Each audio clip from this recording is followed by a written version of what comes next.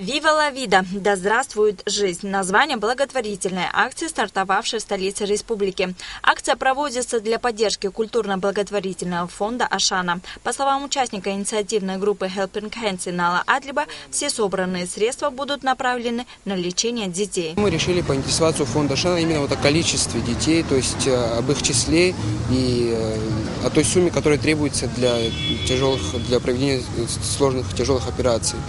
В скором времени нам было дано количество детей. Далее нам пришла идея запустить именно акцию «Viva la vida». Ящик для сбора средств был установлен на проспекте Леона. Каждый желающий сможет опустить в него определенную сумму, а взамен получит благодарственный лист.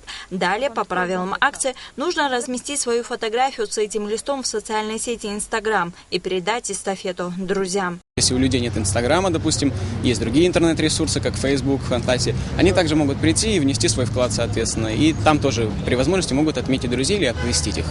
Ну и в целом мы заключается в том, что просто получая благодарственный листок, с определенной надписью, где «Я спас жизнь ребенку», человек, соответственно, передает свою эстафету другому. Студенты Алана Аргун и Анита Ханаго приняли участие в благотворительном мероприятии и уже успели выложить свои фотографии в Инстаграм. Тем самым оповестили своих друзей о проводимой акции. Я считаю, что это очень хорошее начало и нужно помогать тяжело больным детям.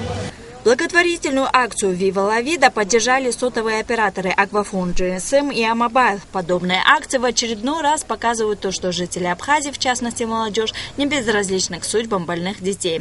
Акция продлится около 1,5 месяца. В течение этого времени инициаторы мероприятия планируют провести ее во всех городах и районах Абхазии. Альбина Жибак, Георгий Кутарба, Абхазское телевидение.